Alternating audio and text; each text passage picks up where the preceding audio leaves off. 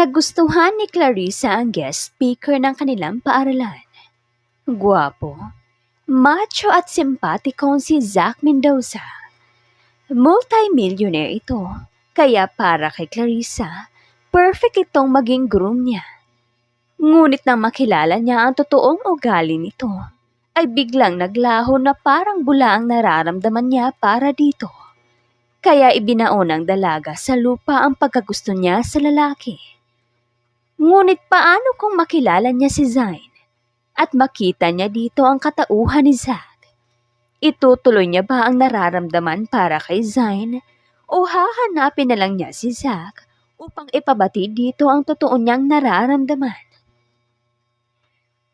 He is so gwapo, macho, at higit sa lahat, mayaman pa. Dreamy na wika ni Clarissa sa isang lalaki na nasa kanyang harapan. Huy! Pabulong naman na sagot ng kanyang kaibigan na si Romina. Ayaw ng babae na makaistorbo sa kapwa niya estudyante, kaya hininaan niya lang ang pagsaway dito. Romina, bakit ba? Inis na wika ni Clarissa sa kaibigan.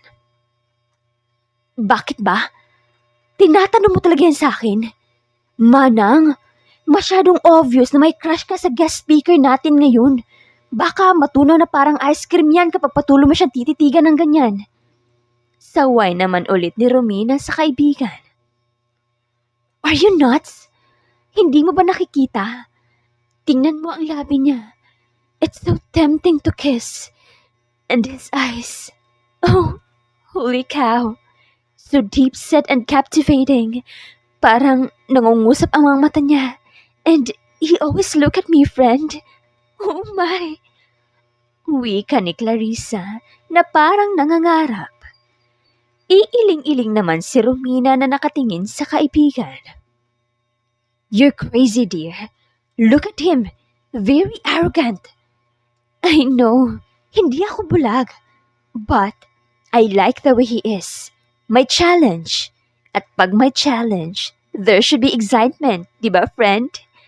Nagniningning ang mga mata ni Clarissa habang nakatingin kay Romina. Oh my God! You mean may possibility na ligawan ka niya? Nanlaking mga mata na tanong ni Romina. Kilala niya ang kaibigan. Hindi ito basta-bastang nagkakagusto sa isang lalaki. Nasa huling taon na nga sila ng kolehiyo, pero wala pa itong boyfriend dahil masyadong pihikan pagdating sa lalaki. Pero ngayon, anong nangyari? Sa isip-isip ni Romina. Look at him. The way he looks her way, hindi may pagkakaila na gusto niya rin ako. Sagot naman ni Clarissa.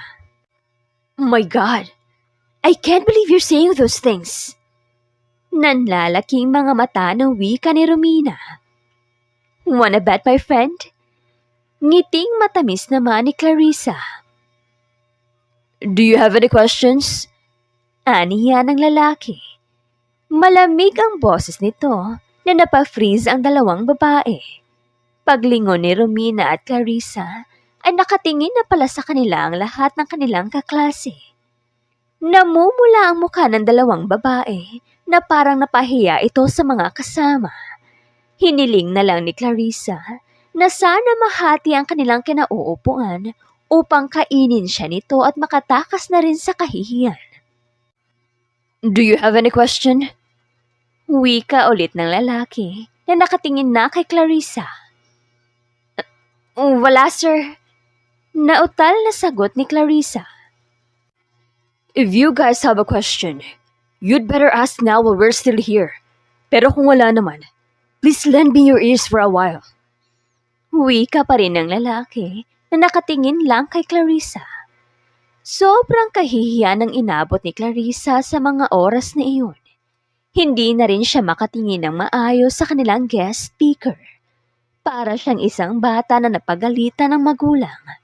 Nalaman na lang niya na nagpapaalam na ang lalaki. I am Zach Mendoza. That's all for today. Paalam ng lalaki. Lalaking yun.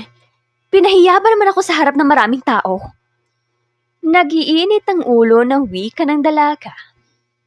Well, sabi mo nga kanina, he is a challenge. Sagot na lang ng kaibigan niyang si Romina. Kung hindi lang siya gwapo ay hindi ko siya tititigan ng matagal. Irap ni Clarissa sa kaibigan. Nagkibit-balikat na lamang si Romina sa turan ng kanyang kaibigan. Imbis na umuwi, ay dumiretso sa mall ang magkaibigan. Paborito nilang tambayan ang lugar na iyon, lalo na sa bookstore na ang mall mismo ang nagmamay-ari. Clarissa friend, may bago silang nilabas na comic books ngayon. Tara, bili tayo. Excited na wika ni Romina sa kaibigan. Mabuti pa nga, at bili na rin tayo ng bagong pocketbooks dahil naubos ko ng basahin ang lahat ng pocketbooks ko sa bahay. Sagot na lang ni Clarissa sa kaibigan. Pagpasok pa lang nila sa bookstore, ay pinagtitinginan na sila ng mga kapwa nila mamimili. Hindi naman ito katakataka dahil nakasuot sila ng uniforme ng kanilang paaralan na tanging mga mayayaman lang ang makakapag-aral doon. Kibit-balikat namang nilampasan ito ng dalawa. Anak ba yan ni Congressman? Ang ganda niya talaga, no? Narinig ni Clarissa sa nagkukumpulang estudyante. Oo, pero balita ko malungkutin yan. Lalo na't hindi in good terms ang parents niya. Well, haka-haka lang naman siguro yun. Wika pa ng isang estudyante. Tumaas ang kilay ni Clarissa, pero mas pinili niyang wag na lang makialam at ituon na lang sa mga libro ang paningin. Nawili si Clarissa at Romina sa mga bagong libro, kaya hindi na napansin ni Clarissa na nalagay na niya pala sa kanyang bag ang isang bagong labas na pocketbook. Agad nilang binayaran ang kanilang napili at lalabas na sana ng tindahan pero hinarangan siya ng 2 guard. Ang bag mo, miss. Patingin. Wika ng lalaki. Ah, yes, here po. Magalang na wika ni Clarissa. Ipinakita na rin ni Romina ang kanyang bag. Ganon na lang ang gulat ni Clarissa dahil may nakuhang maliit na libro ang guard sa kanyang bag. Hindi ko alam kung paano yan napunta sa bag ko, kuya. Takot na wika ni Clarissa. Nais pa ninyo makalibre ng isa. Sagot naman ng gwardya. No. Nagkakamali kayo. Halina po kayo at babayaran ko na lang. Hindi ko talaga alam kung paano yan napunta dyan. Depensa ulit ni Clarissa. Oo nga, Manong. Sige na po. Babayaran na lang namin. Tsaka, hindi mo ba kami nakikilala? At mukha ba kaming magnanakaw? Nakasuot pa nga kami ng uniforme na tanging mga mayayaman lang ang nakakapasok. Depensa na rin ni Romina. Kamot-kamot ng gwardya ang kanyang ulo nang dumating ang isang babae. What's happening here? Istriktang tanong nito. Kasi ma'am, itong mga batang to, may nakuha akong libro sa bag at hindi nila ito nabayaran. Katwira naman ng gwardya. Sumunod kayo sa office. Uwi ka ng babae at nauna nang umalis. Sumunod na lang tayo. Pinagtitinginan na tayo ng mga tao, Clarissa. Baka makarating pa ito sa parents natin. Patay talaga tayo. Uwi ka na lang ni Romina kay Clarissa. Para namang maiihisa ka ba ang dalaga dahil first time itong mangyari sa kanya. Paano ba kasi yun napunta sa bag ko? Sa isip-isip ni Clarissa. Pagpasok nila sa loob ng opisina, ay in-interview kaagad sila. Hindi pa man sila nakakatapos ng pagsasalita, ay pumasok na ulit ang isang gwardya. Ma'am, proceed raw ho ang dalawa sa opisina ng boss. Diyos ko, Clarissa, ano ba itong pinasok natin?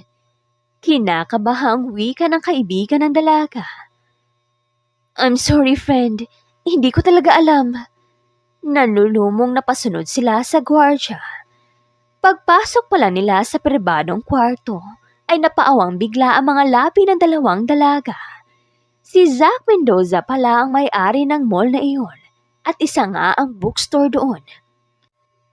Kinabahan naman si Clarissa dahil hindi niya ine-expect na makikita niyang muli ang lalaking nagustuhan niya sa loob ng kanilang classroom. I am Zach Mendoza, if you don't remember. Formal na wika ng lalaki. Hindi naman makatingin si Clarissa sa lalaki. Wala siyang ibang hinihiling, kundi ang huminto ang oras at siya lang ang makakagalaw upang makalis na siya sa harapan ng lalaki. Pero reality hits her. Kailangan niyang harapin ang kasalanan na hindi niya alam kung paano nagawa. You may leave now, Kuya Guard. Ask the photographer to take pictures of these two young ladies. Malamig na wika ni Zach. Agad namang tumalima ang gwardya at sinarado na ang pinto. The hell with you! Hindi na mapigilang wika ni Clarissa. Agad naman tumaas ang kilay ng lalaki at napapigil hininga naman ang kaibigan niyang si Romina. You were saying, Miss Clarissa? Malamig pa rin ang tono ng lalaki. Look, I am sorry kung nagawa ko man to. But please, spare my friend. Huwag mo na iyong palakihin. Babayaran ko yan kahit 10 times mo pa. Just let us go. Mahinang boses na wika ni Clarissa. Alam kong walang kinalaman ng kaibigan mo dito. Kasi sa bag mo lang naman nakita ang libro. Now, Miss Romina, you can go. Sagot naman ng lalaki na nakatingin pa rin kay Clarissa. I'm sorry, sir. Pero hindi ko kayang iwan ang kaibigan ko dito. Please, baka pwede pa natin itong ayusin. Pagmamakaawa ni Romina. Takot ang kanyang nadarama sa oras na iyon dahil anak ng congressman ang kaibigan niya. Pasensya na rin, miss. Pero hindi ko pwedeng palampasin ang ganitong sitwasyon. Paano na lang kung maulit ito ng iba? Kailangan itong panagutan ng kaibigan mo. You're so cruel. Hindi ko nga alam kung paano yan napunta sa bag ko. Bakit bang hilig mong... Hindi na natapos ni Clarissa ang sasabihin dahil kinuha na ni Zach ang telepono. Oh, by the way, Miss Romina, kailangan ko pa bang tawagan ang magulang mo? Kasi tatawagan ko na ang congressman. Putol pa ni Zach. Nais nang magwala ni Clarissa pero pinigilan niya ang sarili. Bumuntong hininga siya upang maibsan ang galit na nararamdaman. Sige na, Romina. Ako nang bahala dito. Malamig na wika ni Clarissa. Nanlaki ang mga mata ng kaibigan dahil kilala niya ito. Sa oras na magiging malamig ang tono ni Clarissa, ay galit na ito. Kaya sa takot na madamay sa galit ng kaibigan, nang madali na lang umalis si Romina, dala ang kanyang bag at mga libro. What na, Mr. Zach Mendoza? Wika ni Clarissa, sabay tingin sa mata ng lalaki. Nasindak naman si Zach sa dalaga, pero hindi siya nagpahalata. Perhaps sasabihin mo sa akin ang totoo dahil tayong dalawa na lang nandito. Huwag kang mahiya sa akin dahil mananatiling lihim ang pag-uusapan natin. Cool na wika ng lalaki. Ang kitid talaga ng utak mo, no? Sinasabi ko na sa'yo na hindi ko alam kung paano yan nangyari. Now, kung hindi ka naniniwala, wala na akong magagawa. Sagot na lang ni Clarissa kay Zach. Sobra na ang galit niya. Hindi na niya kayang pigilan pa. Amazed si Zach sa katapangan na pinapakita ng babae. Nais niyang ngumiti pero pinigilan niya lang. Look, alam kong kaya mong bilhin lahat ng paninda ko dito. But I do understand you. May kilala akong tao. Ang taong ito ay may sakit at hindi niya mapigilan sa tuwing sinusumpong siya. Palakad-lakad na wika ni Zach. What? Are you saying na may sakit ako? The hell with your nonsense story, Mr. Zach Mendoza. Wala akong pakialam dyan dahil alam kong wala akong sakit. Kung ngayon, iniisip mo na may diferensyang utak ko, pwes, nagkakamali ka. Don't make me a perfect woman dahil kahit kailan walang perpekto sa mundo. Alam kong pati ikaw ay nagkakamali rin. Galit na wika ng babae. Natigilan naman si Zach sa narinig. Napabuntong hininga siya at tumalikod na sa babae. Go home na, Miss Clarissa. Malamig na wika ni Zack. Natigilan naman si Clarissa, pero agad niyang kinuha ang kanyang libro at bag sa kanilisan ng lugar. Nakatanaw naman si Zack sa sewang ng kanyang bintana. Nakita niya ang pagmamadaling umalis ng babae at lumabas na nga ito ng tindahan. Napangiti na lang siya dahil sa katapangan na pinakita ni Clarissa sa kanya. Alam niyang walang kasalanan ng babae dahil pagpasok pa lang nito sa tindahan ay nakuha na ni Clarissa ang kanyang atensyon. Tinutukan niya ito sa monitor ng CCTV hanggang sa makita niyang wala sa loob nitong naipasok ang librong binabasa. I like your guts, Miss Clarissa. Sa paaralan pa lang kanina ay nakuha mo ng atensyon ko. Idagdag mo pa ang pagpasok mo kanina dito sa tindahan ko. You made my blood alive again. Ngiting wika ni Zack na nakatanaw pa rin sa labas kahit hindi na nakikita si Clarissa. Pagpasok pala ni Clarissa sa bahay nila ay namataan niya kaagad ang nag-aaway niyang magulang. As usual, wika na lang ni Clarissa at nagpatuloy na sa pag-akyat sa taas papunta sa kanyang kwarto. Nasasaktan siya sa paulit-ulit na away ng magulang niya. Tama ang isang mamimili sa tindahan na pinasukan niya. Hindi magkasundo ang kanyang magulang dahil arranged marriage lang ang nangyari sa kanila. May mahal na iba ang kanyang ama, samantalang mahal naman ng kanyang ina ang kanyang ama. Not every lover is really in love. Isimin na lang ni Clarissa. Pero habang tumatagal ang away, ay naririnig na ni Clarissa ang pinagsasabi ng mga ito. Patuloy mo yung gagawin at magkakasakitan na talaga tayo. Wika ng kanyang ina. Nasa opisina lang ako buong maghapon. Sino bang may sabi sa'yo na nasa ibang bahay ako tumutuloy? Galit naman na sigaw ng kanyang ama. Huwag ka na mag-abala pang magsinungaling. Dahil alam kong nandoon ka palagi sa bahay ng kirida mo. Mahal mo siya? Bakit di mo pinaglaban? Tinig ng kanyang ina. Dahil pinikot ako ng magulang mo. Balik naman ng kanyang ama. Kumuha na lang ng tuwalya si Clarissa at pumasok na ng banyo at doon nilakasan ang tubig upang maibsan ang sigawan na naririnig mula sa magulang. Hinayaan na rin ni Clarissa na pumatak ang kanyang mga luha. Nasasaktan siya sa paulit-ulit na sinasabi ng ama. Si Clarissa ang naging bunga ng one-night stand ng mga magulang niya. Napilitang ipakasal ng kanyang lolo ang dalawa. At sa oras na hindi pumayag ang kanyang ama, ay magkakaubusan sila. Ganon katindi ang ugali ng lolo ni Clarissa. Gagawin ang lahat para sa anak upang hindi ito mapahiya sa iba. Kinabukasan ay maagang pumasok si Clarissa. Hindi na niya kailangang humingi ng pera sa magulang dahil may debit card at credit card naman siyang dala. Binusog siya sa kayamanan ng kanyang magulang pero hindi sa kayamanan ng pagmamahal. Friend, ano na? Paano ka nakalabas sa opisina ni Mr. Pogi? Tanong kaagad ni Romina pagkapasok pala ni Clarissa sa paaralan. I don't know kung paano. Basta ang alam ko, galit na galit ako sa kanya kahapon. Nalaman ko na lang na pinalabas na niya ako. Kibit balikat na sagot ni Clarissa sa kaibigan. Hindi na rin sumagot si Romina dahil parang wala namang pakialam ang kaibigan niya. Mabilis natapos ang klase ni Clarissa at hindi na niya namalayang uuwi na pala siya sa bahay ng magulang. Pagdating niya sa bahay ay tahimik ito. Tanging ang yaya Becca niya lang ang sumalubong sa kanya. Ang daddy ho, ma? Tanong niya sa matandang babae. Ina na ang turi ni Clarissa dito dahil ito ang nag-alaga sa kanya mula nang siya ay isinilang hanggang sa lumaki. Makikita rin ang closeness nila kesa sa sariling magulang. Hindi pa bumalik, iha.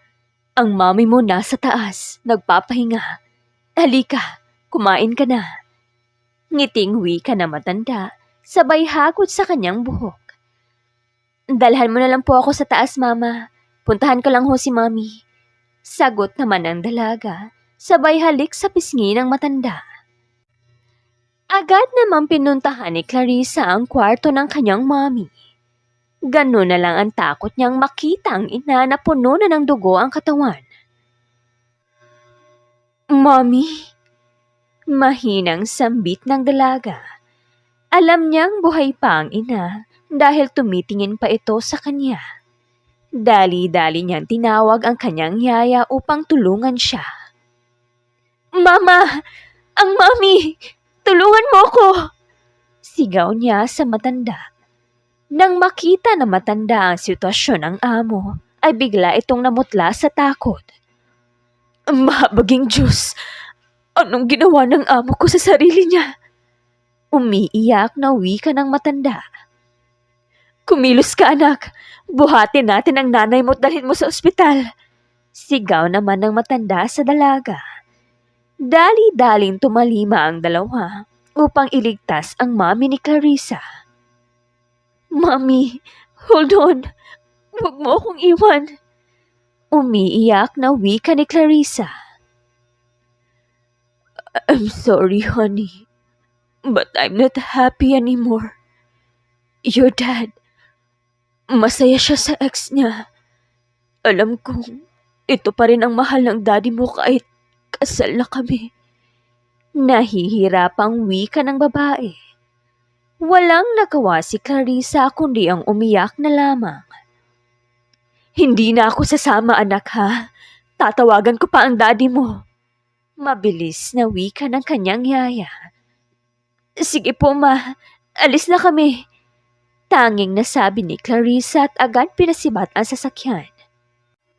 Habang nasa sasakyan ang dalawa, ay panay ang iyak ni Clarissa. Hindi kakayanin ng dalaga na mawala ang ina kahit hindi sila close nito. Malapit na sila sa crossing ng daan nang may isang humahagibis na sasakyan papunta sa kanila. Mommy, hold on! Oh God, no! Napasigaw na lang si Clarissa dahil sumalpok sa uluhan ng kanilang sasakyan ng isang malaking truck. Tumilapon siya palabas at tumama ang kanyang ulo sa bato. At sa nanlalabong paningin, nakita niya ang pagbaliktad at paggulong-gulong ng kanilang sasakyan. Segundo lang ang nakalipas at sumabog ito kasama ang kanyang ina sa loob. I'm sorry, Mommy. Tanging nasabi ni Clarissa bago pilit na bumangon. Naaninag pa ng dalagang isang matipunong bulto na papalapit sa kanya. Nalaman na lang ng dalaga na nasa loob na siya ng sasakyan nito at doon tuluyang dumilim ang kanyang paningin. Dito lang po ang part 1. Abangan ang part 2, the finale. See you soon!